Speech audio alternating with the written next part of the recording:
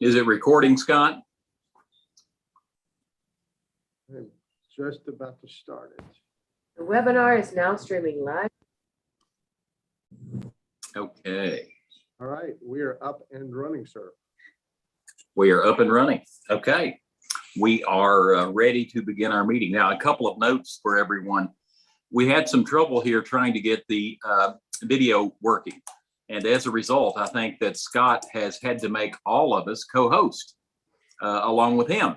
Now, the only problem with being a co-host is that gives us the power to mute everyone.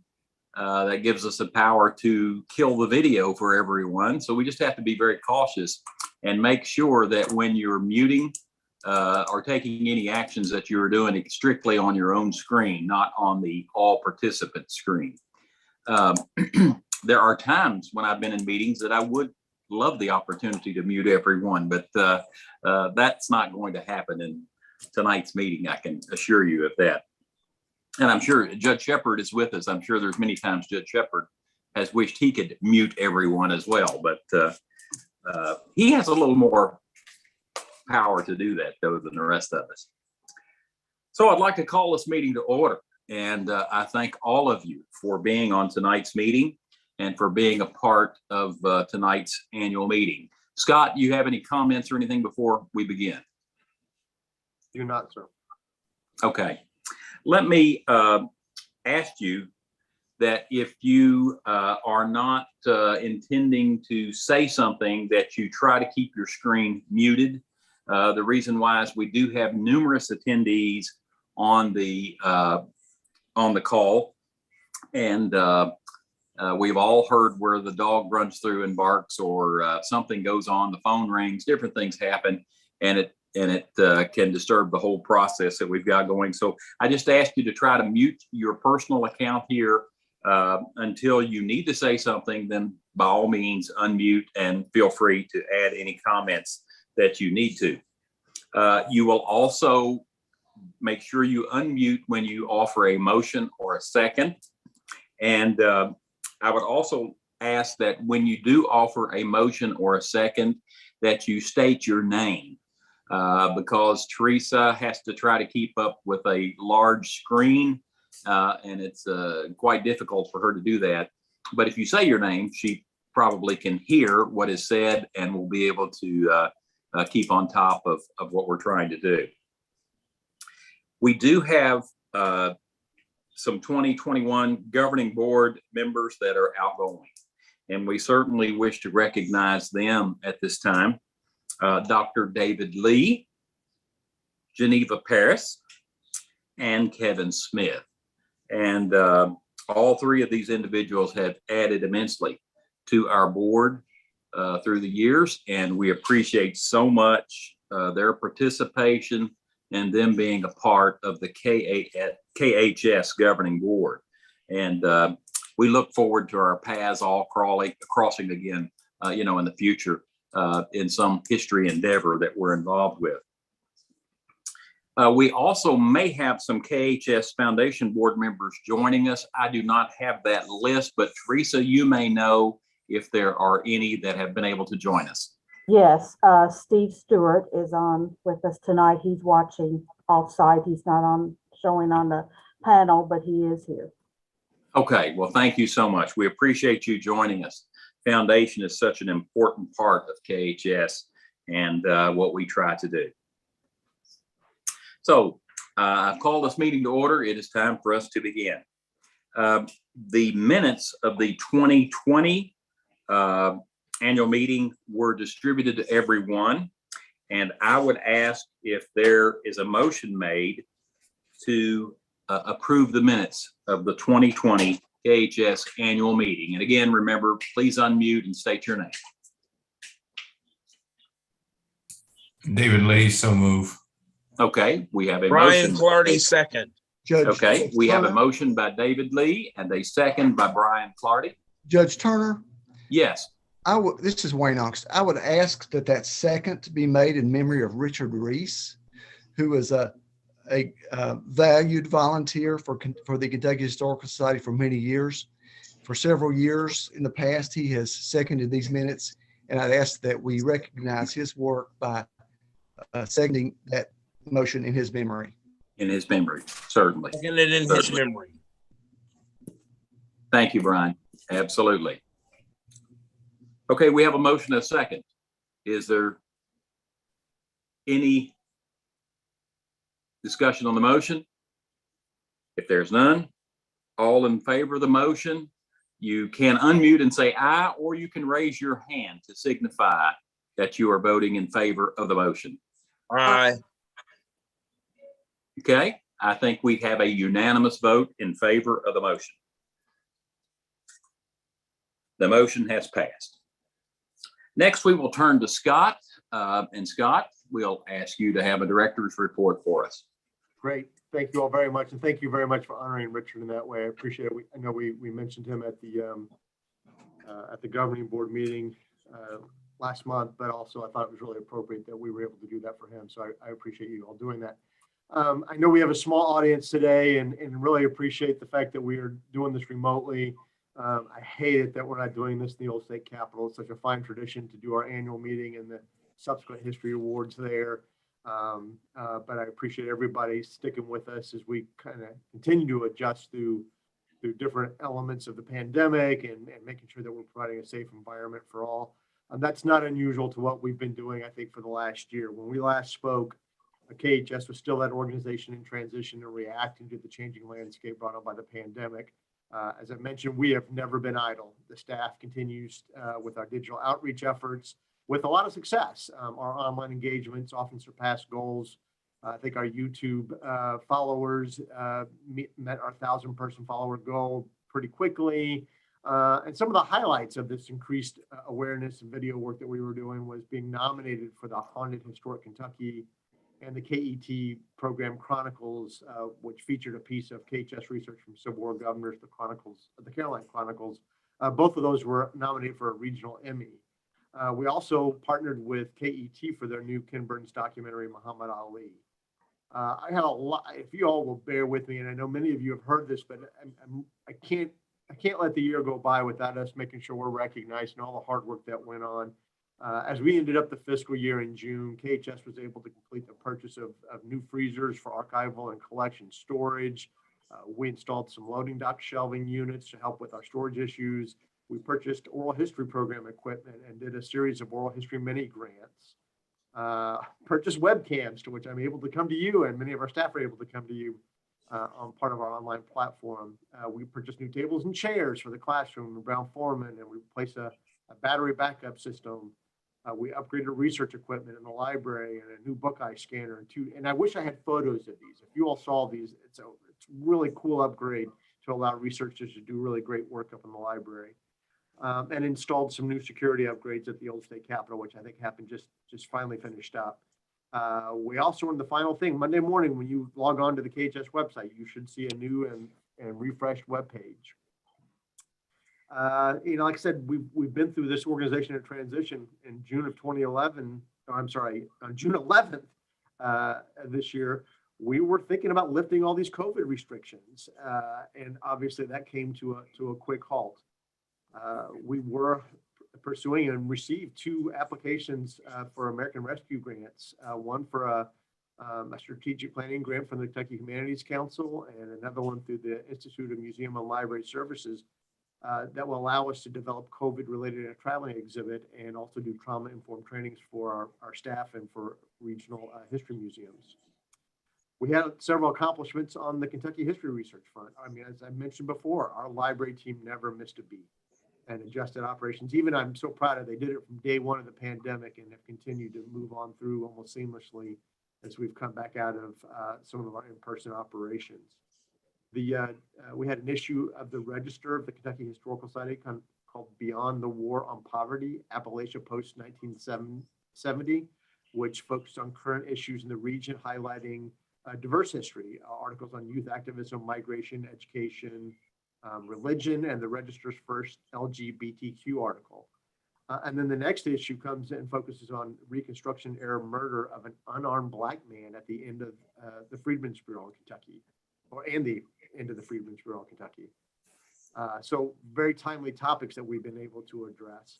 The same team brought us Kentucky Ancestors Town Hall, the 5-episode television series that aired across 7 channels statewide, focusing on genealogy and discovery.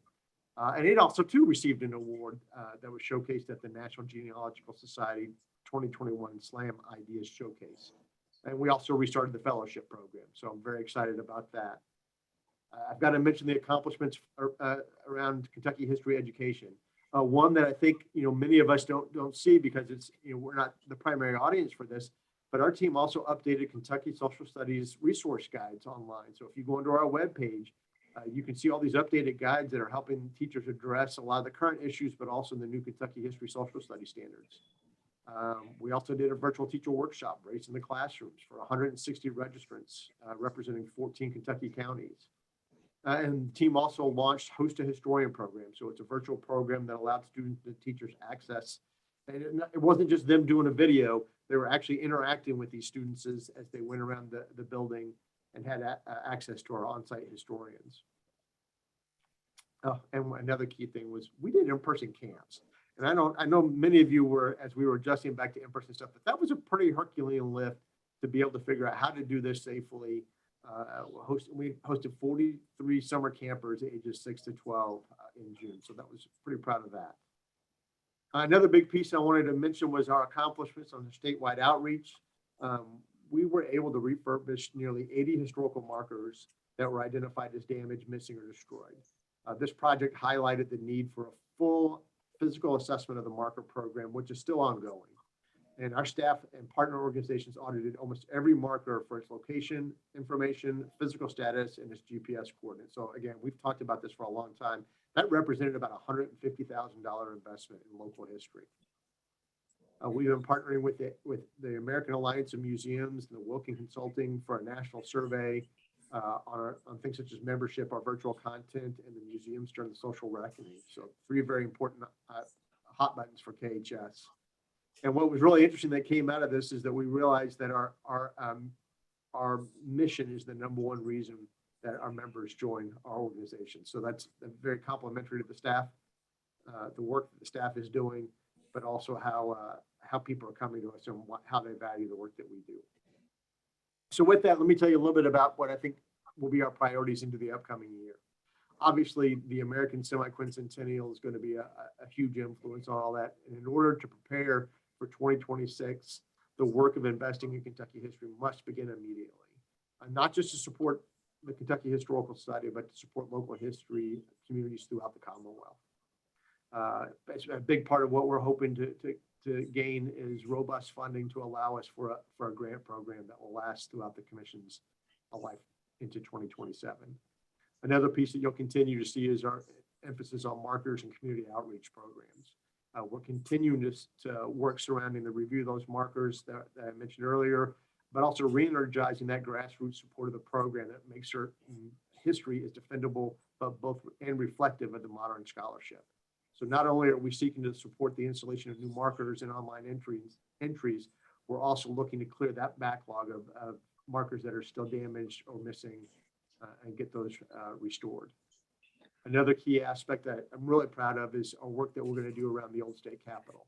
It's one of our greatest assets, and it's going to be our home that focuses on civic education. This was a concept that I've talked to you all about before that took hold pre-pandemic. KHS at the time was already creating educator resources, again, previously mentioned, that will support the adoption of the new academic standards for social studies, where civics, geography, economics, and history are being taught around inquiry practices of questioning, investigating, using evidence, and communication conclusions. These same inquiry practices that we use in most of our museum experiences, so it makes KHS this perfect resource for educators.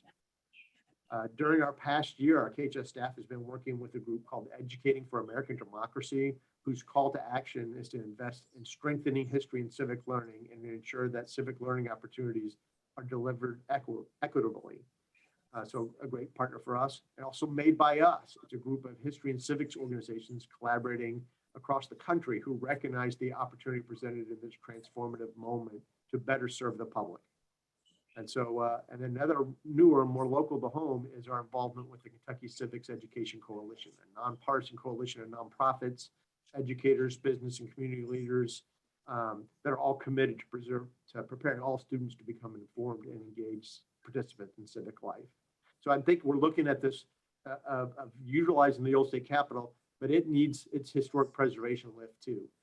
Very similar to what happened in 1972 in preparation for this 1976 bicentennial. So it's long overdue to do some plaster stabilization, carpet replacement, electrical and lighting upgrades, all the things that need to be done to make this a building that can remain relevant through our programming into the future.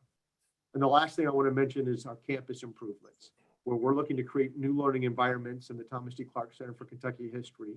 Again, as we approach the 250th celebration of our nation's independence in 2026, heritage tourism is expected to increase. And we have this unique opportunity where Kentucky was this test bed of the expansion policies for a fledgling nation.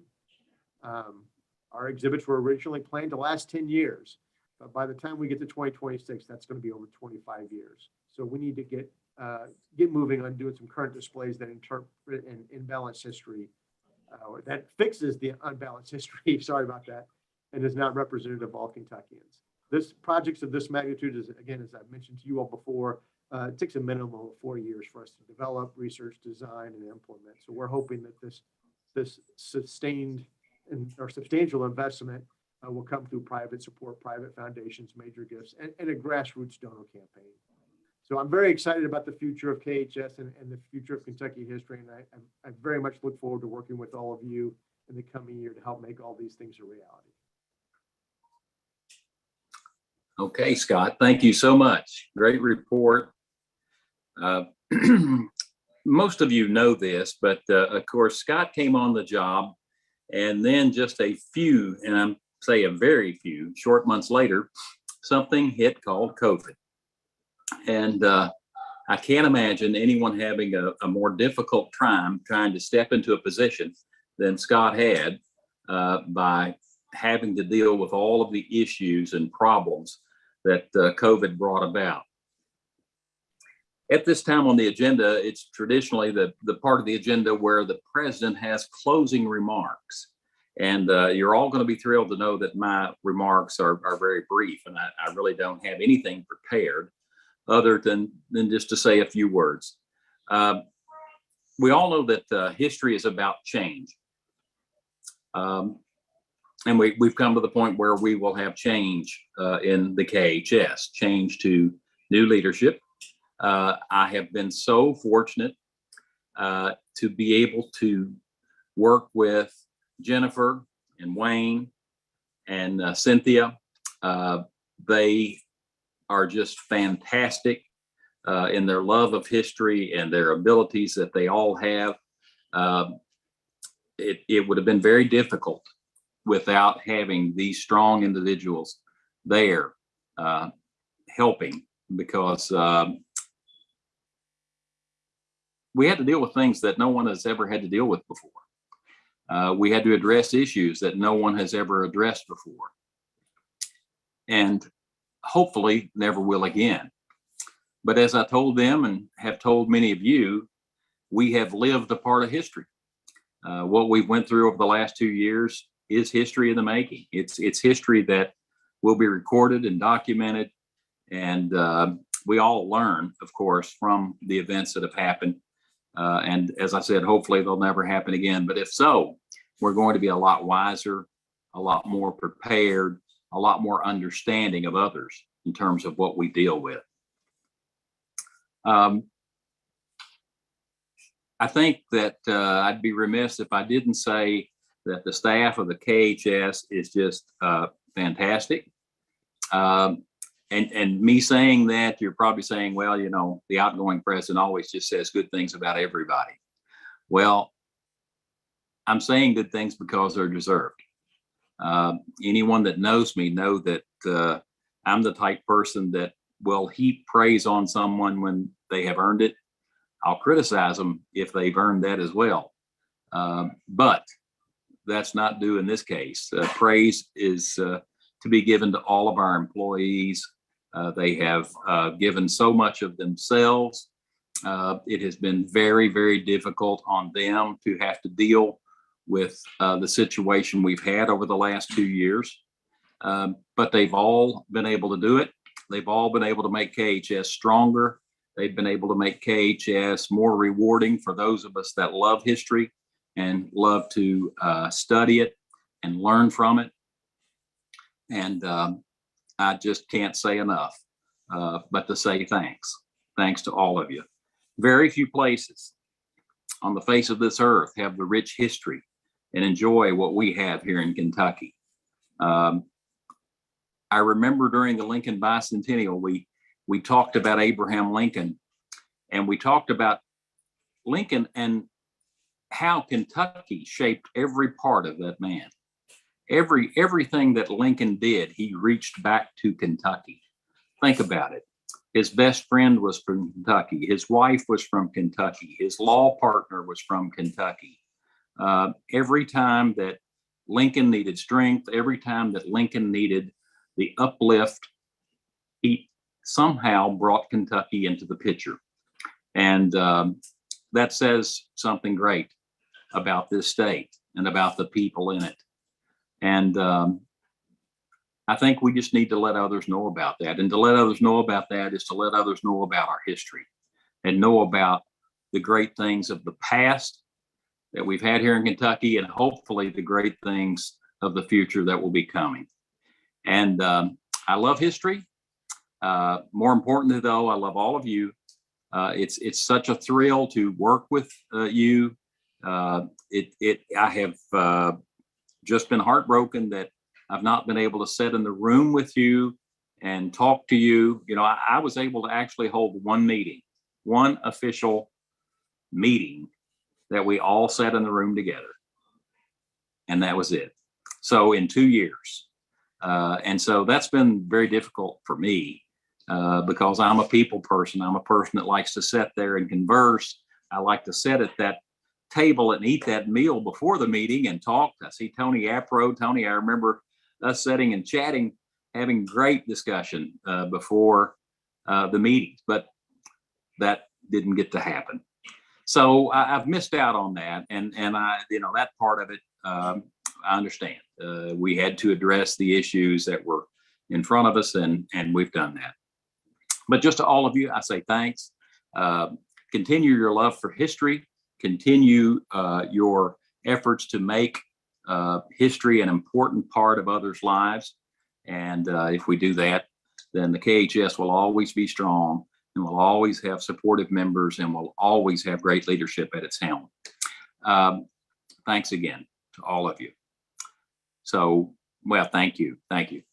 We will move on now. And I would ask if there are any old business matters that need to be brought before us at this time. Okay, we have none. Then now we will move on to new business. And in our new business, the first thing we have is a report of the nominating committee, the 2021 nominating committee. Now, I served as chair of that committee, and the other members of the committee were Tony Apro, Alyssa Keller, Sheila Mason, and Chip Adkins. And as I have said earlier, I was so fortunate with these people too.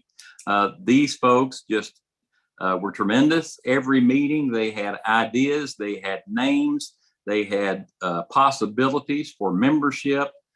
They knew the individuals, they knew their strengths and weaknesses, and we discussed those things.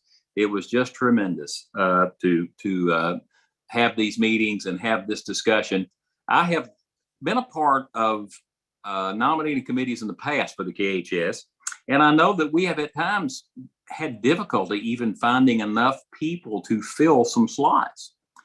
We ended this time with probably 20 potential names. I see Scott shaking his head there. We probably had 20 potential names for just a few, very few positions. And that was fantastic to know that there was so many potential individuals out there who had the love of history that we do and that were in line to step in if we needed them to. So we picked some outstanding individuals, though, that will be a part of this organization. The nominating committee presented the following persons to the membership via slate and ballot mailing. The officers for 2022, President, Jennifer P. Brown of Hopkinsville, Kentucky. For first vice president, Cynthia Torp of Louisville, Kentucky. For second vice president, Wayne Ongst of Erlanger, Kentucky. And for third vice president, Sheila Mason of Frankfort, Kentucky. Outstanding individuals to serve in leadership for KHS. The class of 2022 through 2025 governing board members: Dr. Deanne Stivers Allen of Manchester, Kentucky. Brent Borkman of Bowling Green, Kentucky. Curtis Dame of Rumsey, Kentucky. And Dr. Mel Hankla of Hitchens, Kentucky. This completed the work of the 2021 Nominating Committee for the Kentucky Historical Society. And I would like to call for motion to accept the 2021 Nominating Committee report. And please, again, if you make the motion, unmute and state your name so we can record it on record. So moved. This is Cynthia Torp. Okay, we have a motion by Cynthia Torp.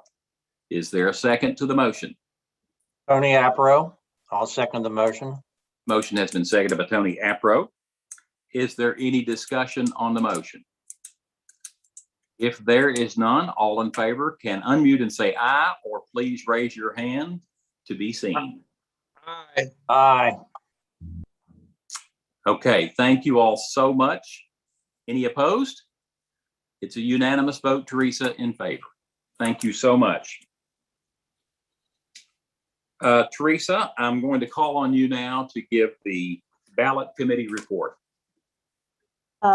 Just to let you know too, we had one of our foundation board members also join us, Dan Barbercheck. I don't see his name now, but he did join us briefly during the meeting. Ballots of the election for the Kentucky Historical Society officers and governing board members were inspected by the ballot committee on Friday, November 5, 2021. The total number of ballots received equaled 291. Of the total ballots received, 9 were disallowed because they were not properly executed or lacked signatures and therefore could not be counted. 189 ballots were cast for the official slate as proposed by the Kentucky Historical Society's nominating committee. 72 ballots were cast for the official slate as proposed by the Kentucky Historical Society's nominating committee, but were also extended their proxies to Scott Alvey, Kentucky Historical Society Executive Director. Two ballots were cast for the slate. However, they did not, with an exception, but they did not indicate a person to be nominated. 19 total members extended their voting proxies to Scott Alvey without casting a vote for the official slate. A total of 263 ballots were cast for the official slate. A total of 91 proxies were extended to Scott Alvey. And these ballots will be held here in the offices of the Kentucky Historical Society until Friday, November 4, 2022, and may be inspected by anyone desiring to do so. Our ballot committee consisted of Gay Horton from Versailles, Kentucky, and Sherry Lane from Frankfort, Kentucky. That is the report of the ballot committee. Okay, thank you, Teresa. We need a motion to accept the 2021 ballot committee report. Is there a motion offered? David Lee, so move. Okay, we have a motion by David Lee. Is there a second to the motion? A second, Alyssa Keller.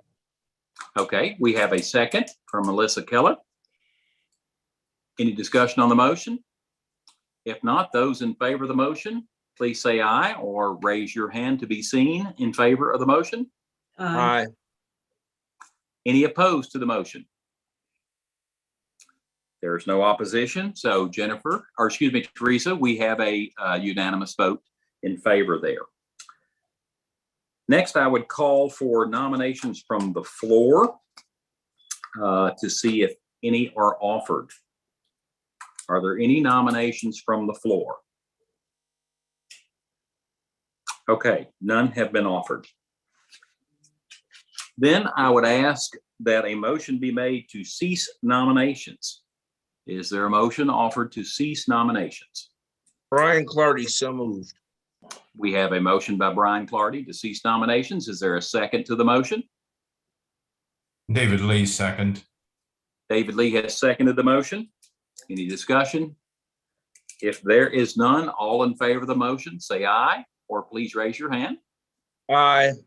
Aye. Any opposed? None are opposed. So Teresa, you can record a unanimous vote in favor.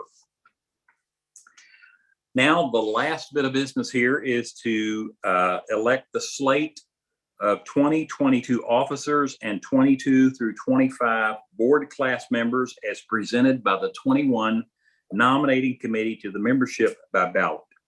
So I do need a motion that we take that action. Is there a motion offered? So David Lee, so move. Thank you, David. We have a motion by David Lee. Is there a second? Second, Cynthia Okay. Torp. We have a second by Cynthia Torp. Thank you. Any discussion on the motion? If there is none, all in favor of the motion, please say aye or raise your hand to be acknowledged as an affirmative vote. And any opposed? Okay. Teresa, no opposition, so please record a unanimous vote in favor.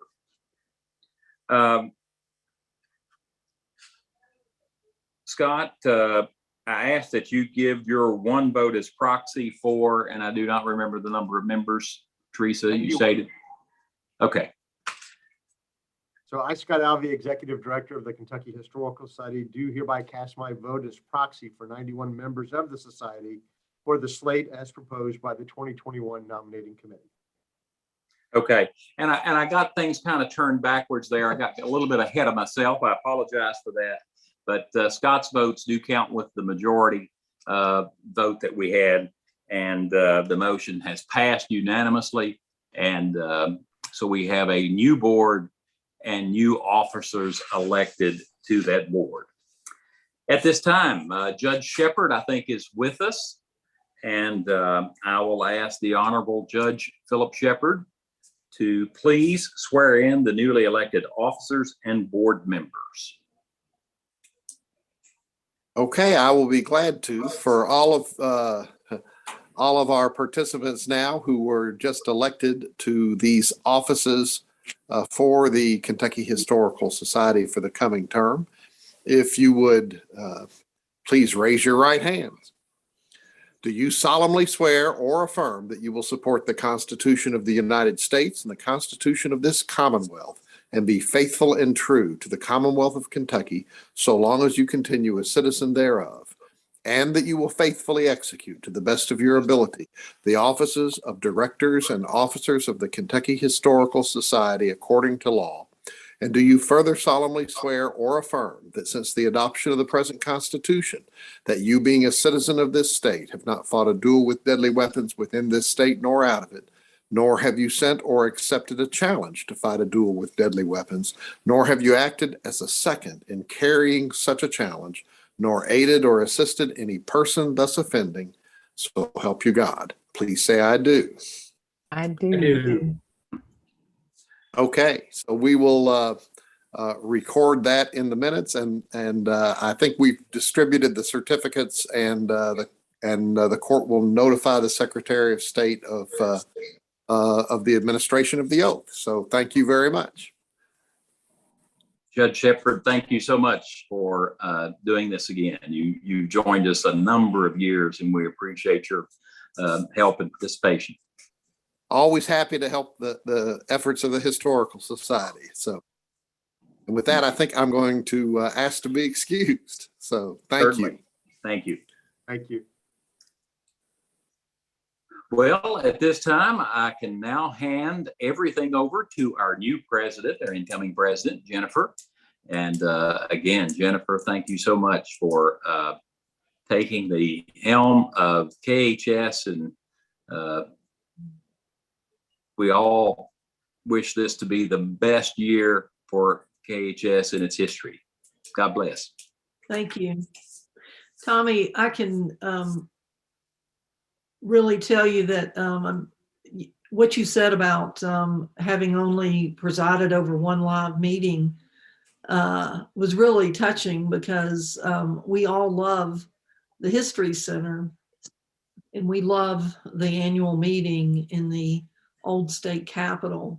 And, you know, you don't live so far away from Frankfurt. And you know that as a journalist, it's near and dear to my heart that all of our meetings are open to the public. So I would really love to see you at a meeting when we do get to gather together in person again.